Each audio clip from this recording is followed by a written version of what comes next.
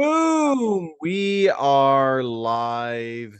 Ladies and gentlemen, boys and girls, welcome to the Life as a Chad YouTube channel. And I thank all of you for being here, wherever you may be, and of course, however you may be listening. So, hopefully, I can get through this as quickly as possible.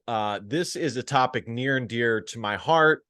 And it's something that I think is very applicable, something that many conservatives in particular go through. Conservatives who maybe don't have a YouTube channel, who are not in politics, just your everyday conservative families and things like that. As you guys all know, I have been a conservative all my life, and I'm just here to tell you that I have never had the luxury to live in a what I would consider a conservative state.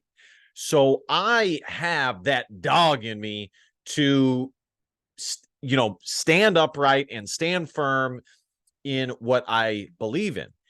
And I think a lot of conservatives would agree on this, that you look around and you see all of these things popping up, LGBTQT, the infiltration of the school system, the wall not being built. I mean, just the sickness. Everywhere you turn, it seems that we are losing. And I would say that that's probably accurate on a certain level. I mean, it's never that black and white, but it's a reasonable thought process to go, it seems like we're losing. And you start looking around, especially if you're interested and you start watching these YouTube channels and kind of what I call conservative porn and things like that. And you get even more riled up about it, and you start, getting more involved, and ultimately, after you stick at it for long enough, you start to ask yourself, well, how do we fucking start winning? How do we start changing things? I would even add that there's another element to that is added into this little cake mix, where if you are a Christian, you are faced with the inevitable question of, well, how much should I even care about what happens in America? And this is something that is really difficult for me. I am an Orthodox Christian, but my entire life, I have loved America. I love the West.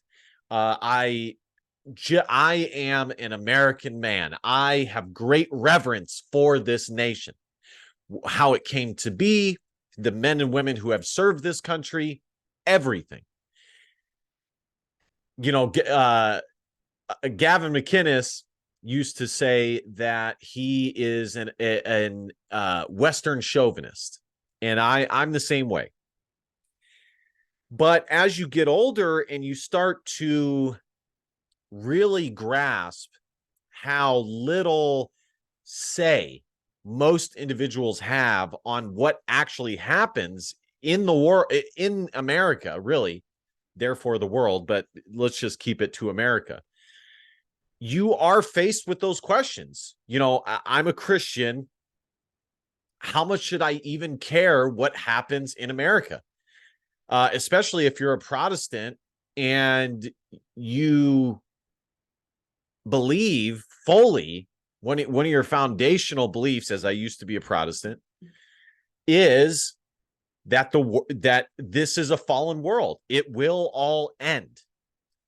And I've talked about in previous videos how I think that is used as an excuse by Protestants on why they're not doing better or why we're not doing better. But that's a separate conversation for a different day. Okay. And I don't necessarily think that's a Protestant issue as much as a Christian issue by and large. But I would say it's still slightly slanted. And so you add that to the cake mix. but ultimately, you're just tasked with the question of how much should I care? And the follow-up question, or however, whichever question comes first, is how do we actually win? What happens? And then you ask yourself another question, which is why are we not winning? Right? And that's the main thing that I want to answer, is the question, why are we not winning? What is going on? Because you look back to 2016 and the subsequent 2 years after that, I would say from 2015 to 2017 would be the golden era, or the golden time frame I'm talking about for conservatism. You had conservative YouTubers popping up. Conservatism was the counterculture. Conservatives like Milo Yiannopoulos, Gavin McInnes, Steven Crowder were going on to college campuses and raising hell. Christ is king, bringing the good news. Just a figure of speech, guys. Raising hell. And then you look at their YouTube channels and they have massive followings, and you start and you look at it and you go, how are we losing? They have such big followings. Their videos get tons of play, tons of viewership. We just elected Donald Trump when that seemed impossible. We must be winning, right? What is going on? And this actually took me a long time to answer. It's the answer, folks, is it's many things. It's many things, okay? But the thing in particular that conservatism in America is going through is the conservative movement has factions. And I've talked about this on my channel. You have I would say the two main factions would be neoconservatism and paleoconservatism. Now, you do have the alt-right, with more of a racialist tilt.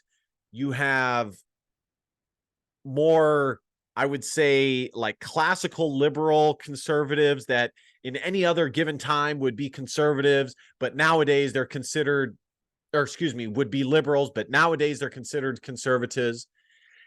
And, the other day I made a video kind of reacting to Owen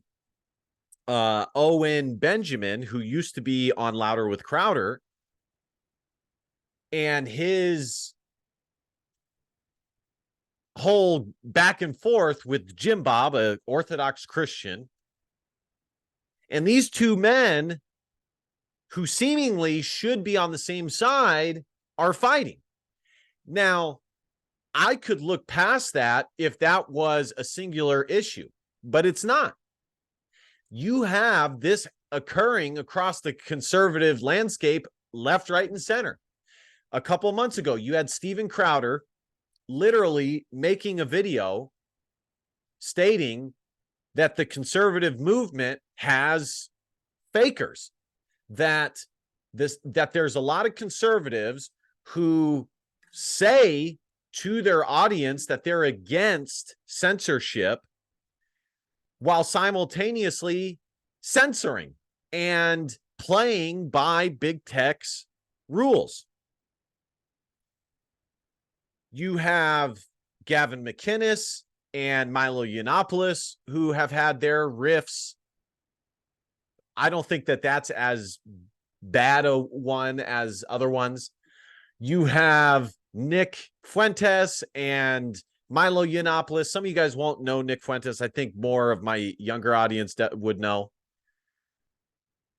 You have Kino Casino versus Nick Fuentes. You have seemingly all of these different conservative figures. And if you watch, if you're engulfed in the conservative movement for long enough, especially when it comes to the media, or YouTube, you inevitably get to a place where you're like, fuck, do I have to pick sides here? Well, if I like Steven Crowder more, then that means I can't like Owen Benjamin. If I like Owen Benjamin more, then that means I can't like Jim Bob. But that I also don't like Steven Crowder because and you're just going down this cycle.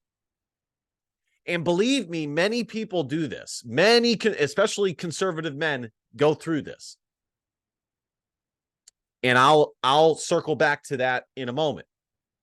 But you have tons of rifts that are going on. You even see this in the Republican Party, where you have Donald Trump, who is pretty much the reason why Ron DeSantis was elected. Now, I'm not trying to turn this into a disagreement with Ron DeSantis as a whole. Okay, I'm not. I think he's doing a great job in the state of Florida, by the way. Only for Ron DeSantis to end up being a competitor against Donald Trump. And now they're going at it. In the Republican Party, I would say you definitely have the paleo-conservative, the more nationalistic conservative side, which I think Trump was more towards that myself. At the end of the day, Trump is a populist. Okay, that's really what he is. And you have the neoconservatives, as I mentioned earlier. But point is you have this going on. Fox News. If you go, what did we see? We saw Tucker Carlson, one of who I'm not the biggest fan of myself. I think there's definitely evidence that he might be a Fed. But you have Tucker Carlson, who pulled in some of the biggest numbers for any news network, who gets canned by his own side. We're not talking about Tucker Carlson working at CNN and CNN canning his ass. We're talking about Fox News canning Tucker Carlson, who for many moments in time, specifically Koof, was a lot of people's only hope, only glimmer of hope when he would have his show on. Okay.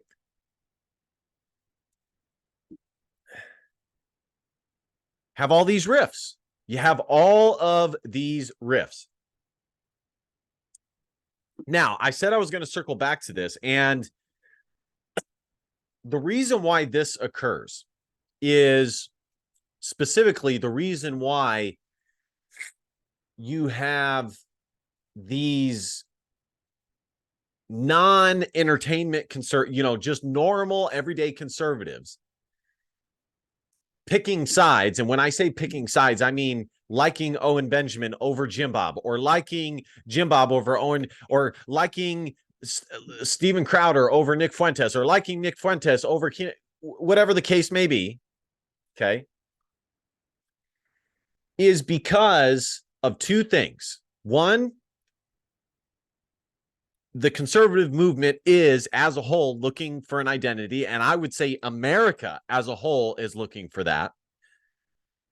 And so you're in a natural state of competition, which I think for the most part is healthy. Okay.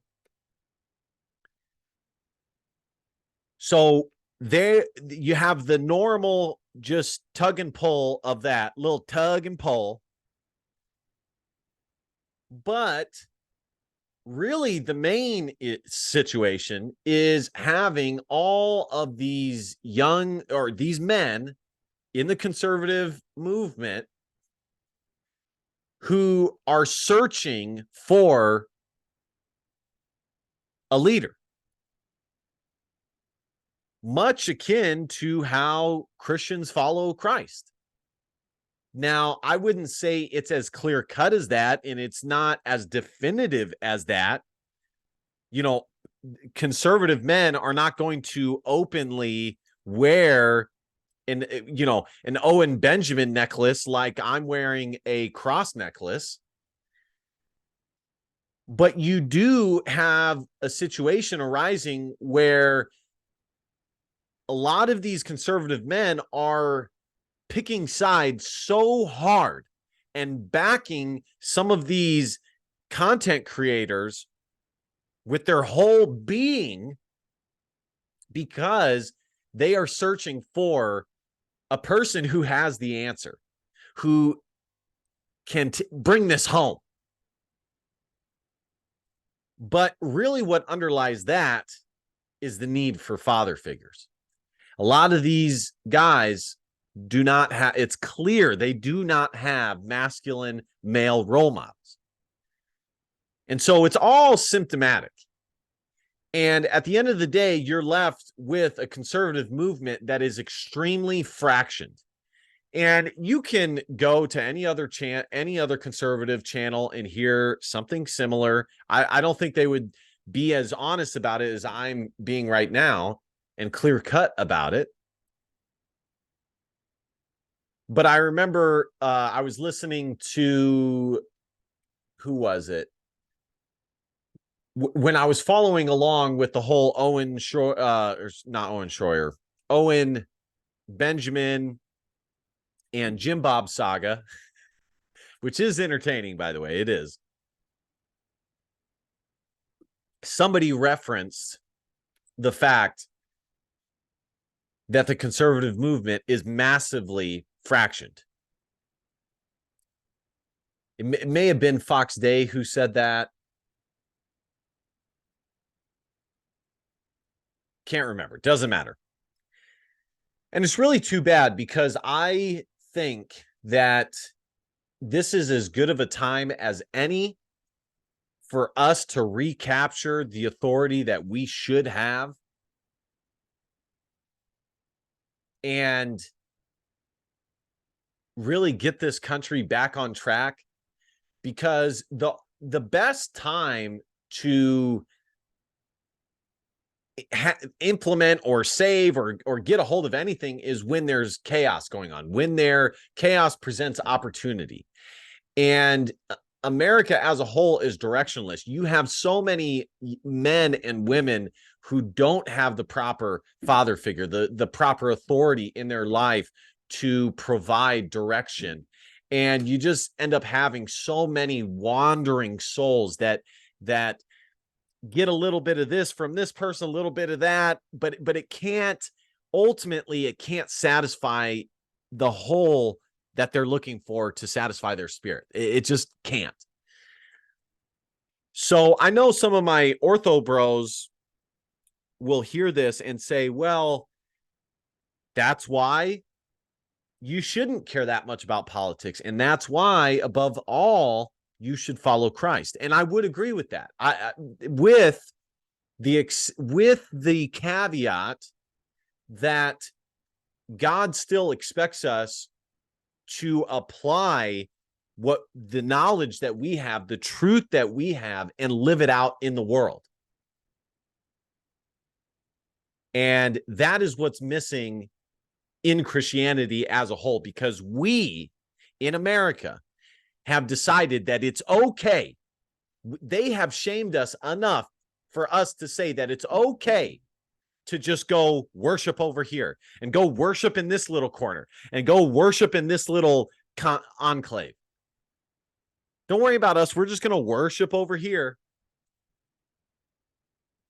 thinking that if we do that and we just stay silent enough, we won't, they won't mess with us anymore. They won't tarnish our name anymore. They won't say how judgmental we are as Christians. No, they'll still do that. And as you saw with it reaches you no matter what. If the issue is strong enough and the desire is strong enough, it'll reach you. And we have a duty to youngsters to do our best and make sure that we're making a better world than what we inherited. That's a lost concept. I think most generations previously tried their best to leave the world or whatever area they inhabited in a better place than when they were growing up. And that's lost. Now that's like one of the last thoughts in their mind. So bottom line is the conservative movement is fractioned. I don't know, honestly, if that'll change anytime soon. I just strongly encourage you to take everything with a grain of salt, whether it's watching my channel, whether it's watching Steven Crowder or Nick Fuentes or whatever conservative commentator you really like. Just take it with a grain of salt and know that none of us, you know, no YouTuber is gonna be your savior. There, you know, we are. It's YouTubers are just commenting on what they see, but you have to be the change that you wish existed in the world. But just like I say to the men who watch my channel, not to watch female YouTuber, especially conservative female YouTubers, because, well, I don't say don't watch it altogether. I say at the very least, ask yourself why you're watching it. What is the motivating factor for why you're watching it? 9 times out of 10, it's going to be because you find that chick hot. So you're kind of watching as kind of like a soft porn, kind of. And I'm kind of saying the same thing here. Don't get too emotionally involved in these content creators. Okay. Don't, you know, it's lame to wear a man who plays in the NFL, his jersey on your back as a grown man. I have another word that I would rather use, but it's YouTube. It's lame to do that. And I'm saying the same thing here. It's lame to get so emotionally invested to where you're giving like these mass donations, you know, you're picking sides. 9 times out of 10, you'll never meet any of these people in person. And I know that it's easy to feel this pull, this connection. And on some level, it is real. Okay. Like me making this, I do try to genuinely connect with anybody that I feel is watching this in good spirit, not just watching it to critique and say I'm, you know, some dumb conservative or whatever. But this is still virtual. This is still not the real deal. It's not in person. It's not in the flesh. So I want you guys to comment if you guys believe that this is going to change anytime soon in the conservative movement, what you think the answer is. I'd like to hear your guys' take. I really read the comments just to see other ideas that are out there, things that I haven't considered yet. I also do that for content as well. So I'm very curious what you guys have to say on the matter. Like, comment, share, subscribe. I'll put the donate button in the description. Again, like I said, you know, if, like I said about the donation thing, I am not expecting, you know, never in a million years would I expect you guys to make some extravagant donation. You know, that is the issue. You know, like Bertaria donating $10,000 of your hard-earned money when you haven't even met the person, you know. But if you do want to support the content that is created and the person who's creating the content, because it does give you some happiness, some joy, then that's fair. You know, a little 5 spot or a tenner is nothing bad. Okay, that's the way to do it. Like I said, like, comment, share, subscribe. And last but not least, DBAP, don't be a pussy, Willow, in facts or feelings, because your feelings just don't matter. Love you, kings. Christ is king. See you kings next time. Peace.